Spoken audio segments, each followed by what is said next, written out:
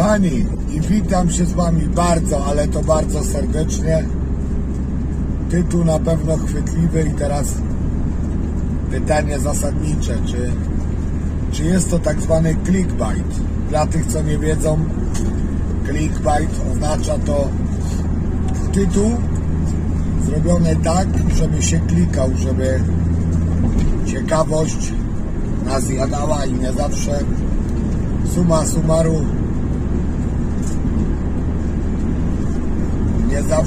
summarum faktycznie idzie za tym treść, lecz tym razem muszę przyznać, że faktycznie tytuł jest prawdziwy i straciłem serię. Weszło mi tylko bodajże 6 gołąbków z gołąbków typowanych. W sumie zdobyłem bodajże 37 konkursów na 80 bodajże 3-4 gołębie. Coś koło tego, to już raczej mniej ważne, mniej istotne. No zdarzyło się tak, że gołąbki, które wytypowałem, w sumie pierwsza 6 była bardzo fajnie. 3 pierwsze w ogóle to były gołębie typowane. Później bodajże jeden nietypowany, kolejny typowany. Później jeszcze 2. Brakowało 2 do serii. No i tak sobie brakowało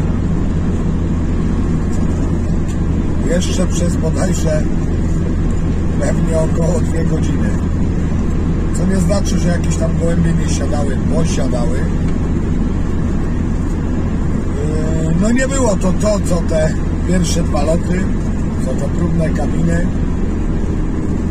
Gdzie leży przyczyna tego, niestety jeszcze nie wiem.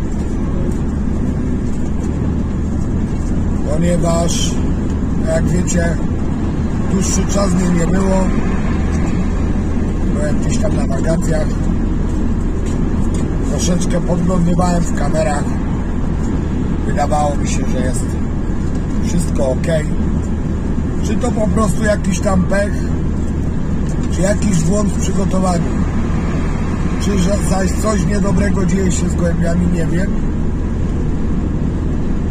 Ale spróbuję się dowiedzieć. Po powrocie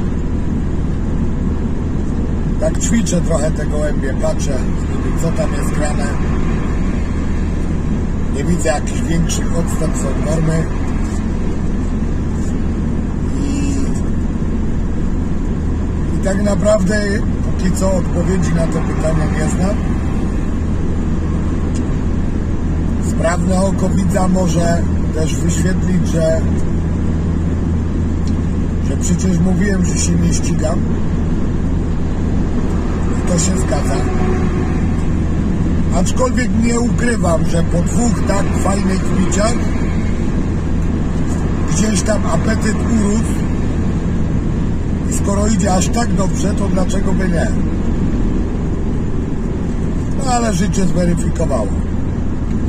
Teraz pytanie najważniejsze. Czy jest to lekcja pokory? Osobiście uważam, że nie jest. Chociaż pewnie dużo ludzi stwierdzi inaczej. Ponieważ lekcje pokory dostają ludzie niepokorni. A ja, przynajmniej w moim mniemaniu, do takowych nie należę. Uwierzcie mi, że chociaż na pierwszy rzut oka może tego nie widać, mam w sobie bardzo dużo pokory, ale też mam troszeczkę duszę sportowca i wiem i niejednokrotnie na tym kanale powtarzałem, że jakby przegrana, podobnie jak wygrana, jest wpisana w kanon właśnie każdego sportu. I każdy, który się otarł kiedykolwiek o sport, jakikolwiek sport, to sam dobrze wie, że raz się wygrywa, raz się przegrywa. A jak to kiedyś powiedział mi jeden bardzo mądry człowiek, cechą wielkich mistrzów jest umiejętność podniesienia się po porażce i walczenia dalej. Także robimy dalej. Najlepiej jak wiemy, nic złego się nie stało. Aczkolwiek powiem wam szczerze, że podczas tego lotu no troszeczkę, że tak powiem, kolana mi zagrały. Ponieważ na jakimś tam etapie brakowało jeszcze 36 gołębi, czyli można by rzec, że połowa, i przez bardzo, bardzo długi czas nie wracało kompletnie nic.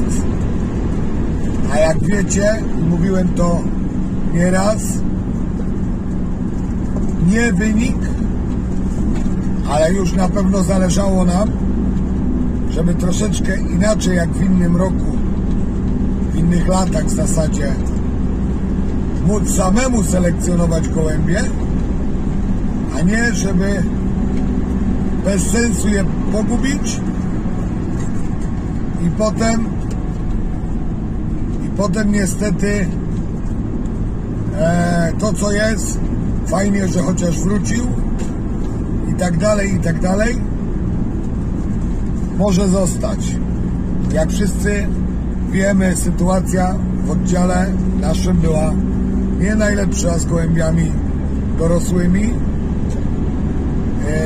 Ponadto osobiście w zeszłym roku miałem bardzo, ale to bardzo słaby rocznik. Już jako młode były 2 razy chore i tak dalej. No i gdzieś to tam odcisnęło piętno i te gołąbki niestety no w tym roku leciały tragicznie, poza jakimiś tam 2 czy 3 wyjątkami. To naprawdę nie ma się czym chwalić. Dlatego też kolejny stracony rocznik mógłby oznaczać, że uwsteczniamy się. I to bardzo, bardzo mocno. Pamiętajcie, nikt nie ma monopolu na wygrywanie. I podobnie jak każda osoba jest do ogrania. Jakkolwiek wydaje wam się to niemożliwe, to jest do ogrania. Robić swoje, nie błaznować, nie pajacować, nie napinać się po jednym udanym locie. To jest moja rada właśnie dla ludzi niepokornych. Nie szukać jakichś dram, afer na siłę w sekcjach, w oddziałach i tak dalej.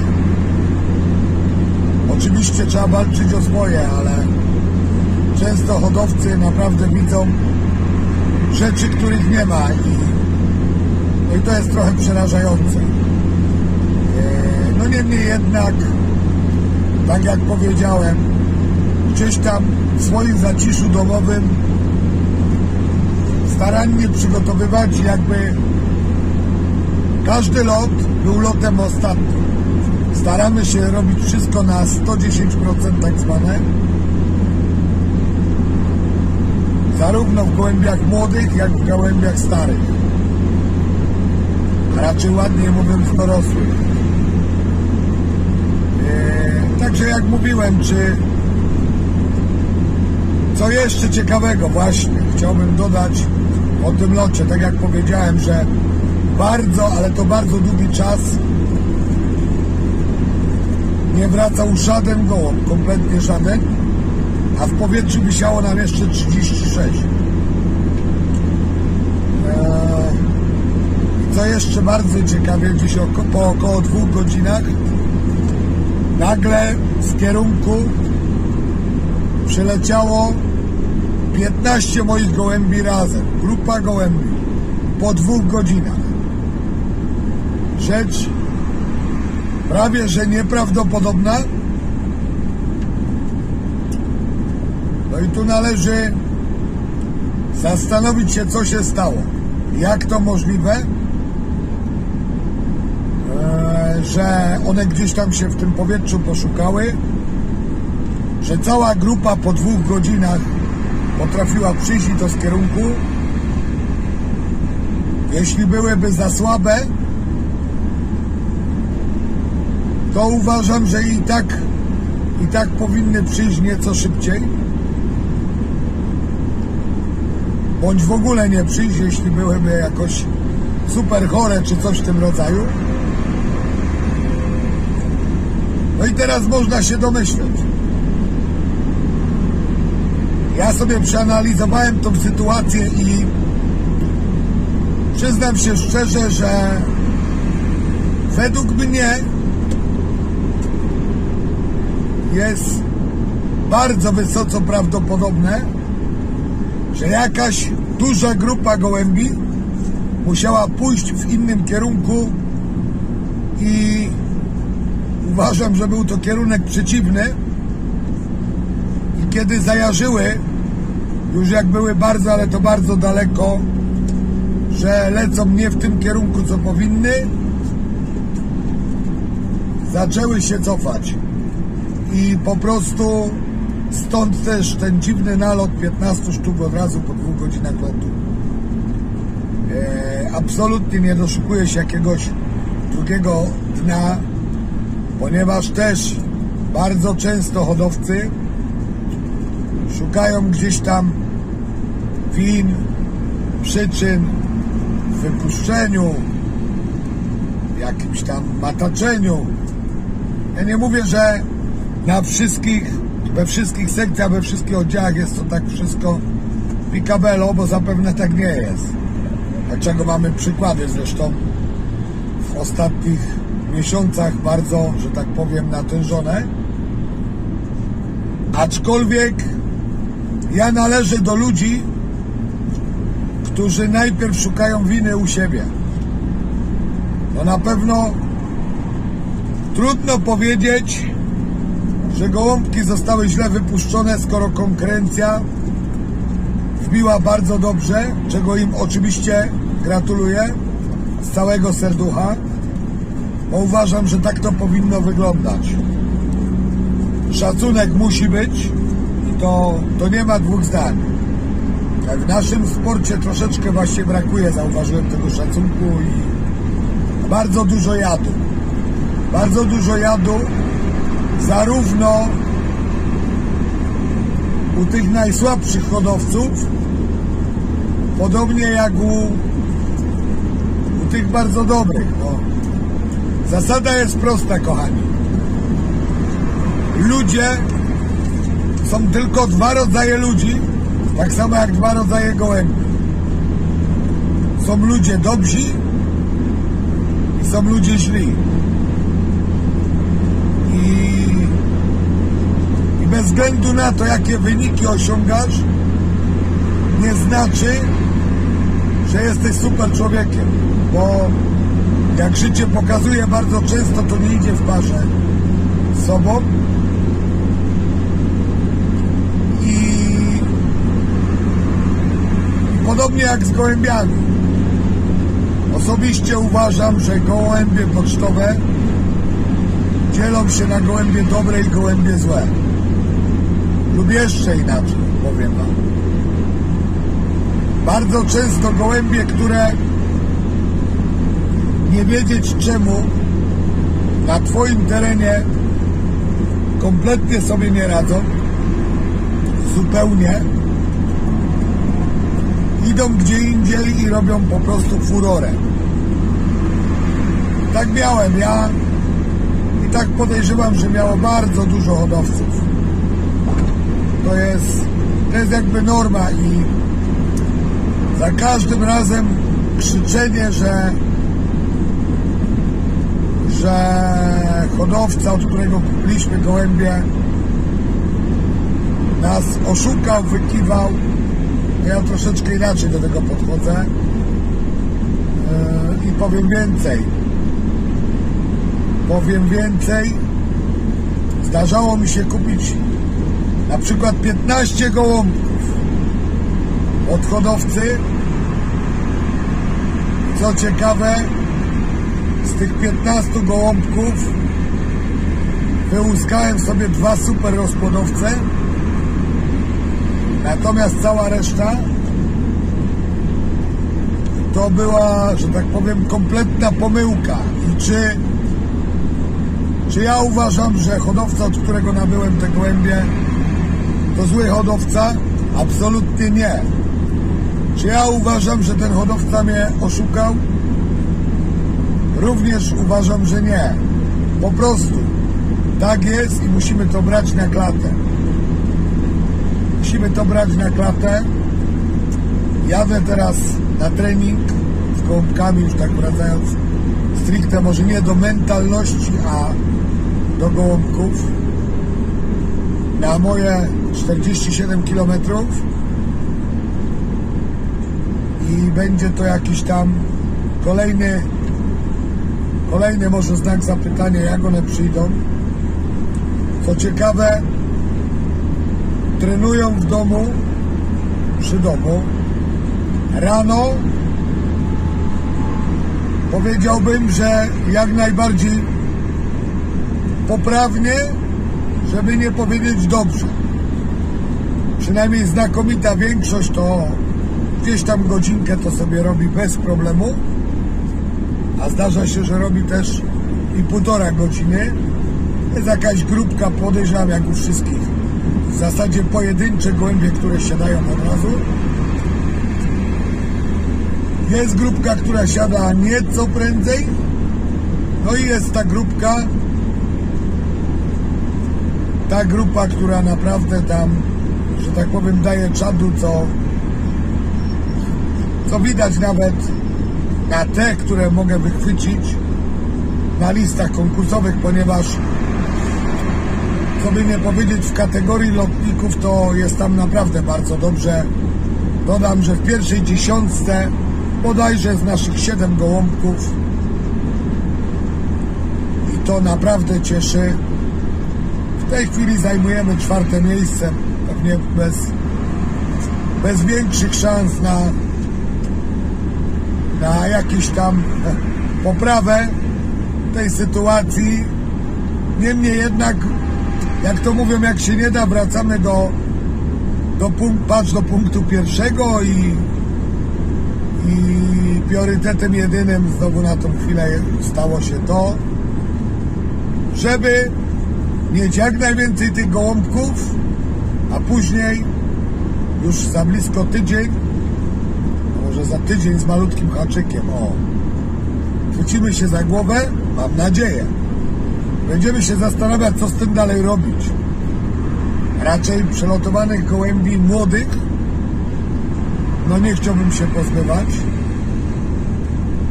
ponieważ mam taką zasadę, że i życie zresztą nieraz mi pokazało, i niech to będzie też kolejna lekcja dla tych hodowców, którzy jeszcze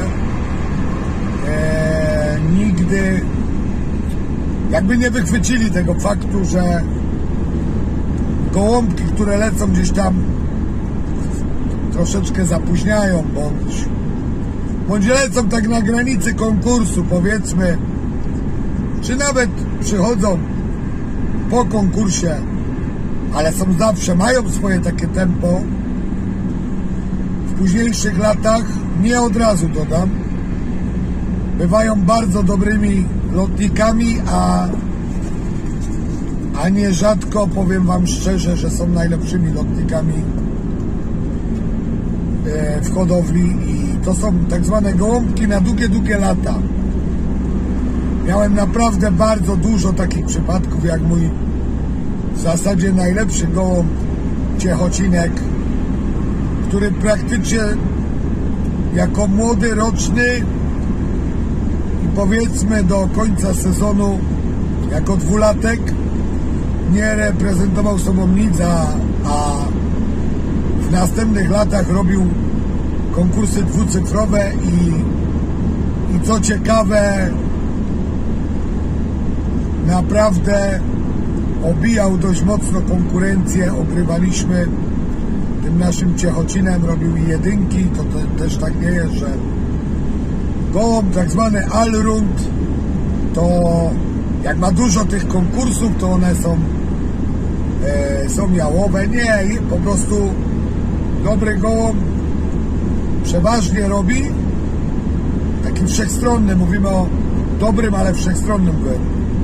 Ale w tych swoich, powiedzmy, koronnych konkurencjach, no to tak tańczy, no. Ciechocinek był takim przykładem, gdzie potrafił zrobić jedynkę z lotu sprinterskiego, ale 2 razy też miał 4 z lotu bodajże 500 czy 700 nawet. No ale jak wszyscy wiemy, no nie ma dużo takich gołębi, dlatego już gdzieś tam w rozpłodzie ma swoje miejsce, już dzieci pokazują się bardzo fajnie, wnuki i tak dalej, i tak dalej. Zresztą bodajże na chwilę obecną najlepszym lotnikiem u mnie jest właśnie syn Ciechocinka, syn bądź córka, syn, raczej syn, bo kojarzę tego samczyka, parowany na samiczkę z Hurricana 51 od mojego serdecznego kolegi. Właściwie nie można tutaj powiedzieć, że od kolegi, bo byłoby to wysoce krzywdzące, bo właściwie od teamu Kaciczak, którego bardzo, bardzo pozdrawiam. Samiczkę, którą mam właśnie od tego teamu, naparowałem na Ciechocinka i póki co efekt jest kosmiczny. Powiem więcej. Jeśli chodzi o gołębie właśnie Mariusza, właśnie teamu Kaciczak, to chcę tylko powiedzieć, że co ciekawe, dostaliśmy 3 gołębie. Powiem więcej, dostaliśmy 3 dorosłe gołębie, co raczej, gdybym nie znał Mariusza, w szczególności tak dobrze jak znam, to raczej kręciłbym nosem, żeby przyjmować gołębie 2-3-letnie, bo takowe one były. Aczkolwiek znamy się już dość dobrze, mamy gdzieś tam wspólny vibe, praktycznie mamy kontakt z sobą co dzień i wiem, że jest to bardzo porządny człowiek i na pewno krzywdy by mi nie zrobił. I teraz do brzegu, koniec chwalenia Mariuszek. Powiem krótko, na 3 samiczki, które dostałem od teamu Kaciczak, każda jedna była sparowana inaczej, co zresztą jest logiczne, i powiem krótko, nie zgubiłem jeszcze żadnego gołębia z tego. Mariusz ma swoją jakąś tam zasadę, nie wystawia rodowodów, generalnie wierzymy sobie na słowo, dlatego nie mam jakichś tam papierów do tych gołębi. Niemniej jednak mam coś, co dla mnie przynajmniej jest dużo ważniejsze. Jak ta kartka papieru, mam super ptaki. Jak do tej pory to jest naprawdę kosmos, uwierzcie mi. Dodam tylko, że gołąbki mają już za sobą bodajże 4 próbne kabiny, najkrótsza 80 km, każda z nocowaniem, ponadto 3 loty konkursowe, pewnie już łącznie z 15, a może więcej wywózek i w 3 różnych konfiguracjach i nie zginął żaden gołąb. No dla mnie to jest sztos i petarda i jeszcze raz bardzo dziękuję za super materiał. Mam nadzieję, że dobra passa będzie trwała i chociaż nie chciałem wcześniej mówić na ten temat, ponieważ chciałem zaczekać do końca lotów, ale język mi się rozwiązał i dlatego też wiecie o tym, że jest bardzo, bardzo dobrze. No będziemy patrzeć, co przyniesie ten lot, co przyniesie nawet ten trening. Jeśli pójdzie coś bardzo nie tak, na pewno wsadzimy, przynajmniej na dzień dzisiejszy, na tą kabinę. Osobiście mówię, priorytetem było nie zgubić gołębie, ale żeby też leciały wszystko. Jeśli nie będzie nic fatalnego się nie lecimy, wkładamy wszystko, co żyje i zobaczymy. A potem co? Potem troszeczkę oddechu, przynajmniej od lotów, bo praca, jak wiemy, trwa cały rok i tak dalej. Chcę wam jeszcze wspomnieć, chcę wam jeszcze wspomnieć, że jeździmy autostradą A2. Jest to prawdziwy kosmos. Przed chwilą, jak pewnie zauważyliście, pobierałem bilecik i dosłownie za kilka kilometrów w jedną tylko stronę płacimy 10 zł. No jest ciężko i jest to kolejny koszt, który niestety jesteśmy obciążeni przez gołąbki, ponieważ te treningi, fakt, że w naszym przypadku jest to tylko jeden trening w tygodniu. No niemniej jednak trzeba zapłacić dyszkę w jedną, dyszkę w drugą, do tego paliwo. No i generujemy sobie te koszty. Karmy drogie, suplementy drogie. Jest jak jest. Inni mają gorzej i też jakoś tam z tym żyją. Nie załamujcie się. Chociaż wiem, że niektórzy naprawdę bardzo, ale to bardzo ostro dostali. Dużo bardzo właśnie jest od was takich zapytań, jak przeciwdziałać i co się dzieje, że gołąbki nie mogą złapać orientacji po wypuszczeniu. I ostatnio nawet dzwonił do mnie kolega, co bardzo fajnie, to potrafił sam się przyznać, że straty ma dużo większe i na wywózkach też te gołębie naprawdę bardzo, bardzo długo łapią ten azymut, czyli gdzieś tam kołują. I co można z tym zrobić? No pewności nie mamy, co można z tym zrobić. A gdzie leży przyczyna? Jeśli u konkurencji odchodzą normalnie, tutaj jest źle, no na pewno chorobowe, ale tu Ameryki, że tak powiem, nie odkrywam. Ja osobiście skupiłbym się na drogach oddechowych, bo uważam, że główną przyczyną właśnie są te drogi oddechowe. Już kiedyś mądrzy uczeni gdzieś tam wychwycili, że właśnie zawalone drogi oddechowe gdzieś tam zakłócają tą nawigację gołębiowi no i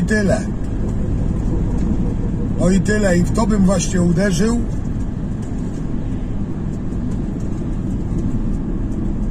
właśnie uderzył. Bo może dojść później do tragedii. Loty będą coraz dłuższe, coraz cięższe, a zawalone drogi oddechowe, no to raczej nie muszę tłumaczyć, z czym się wiążą. Kochani, podjeżdżam już do bramek. No tyle na dzisiaj. Żegnam się z wami. Na pewno coś tam nagramy po locie. Nie załamujemy się. Dodam jeszcze właśnie na koniec, bo tego nie mówiłem. Na tą chwilę z tego lotu brakuje mi 3 gołąbków, także jest ok. Summa summarum wyszliśmy obronną ręką. Pozdrawiam Was bardzo serdecznie. Dobry lot.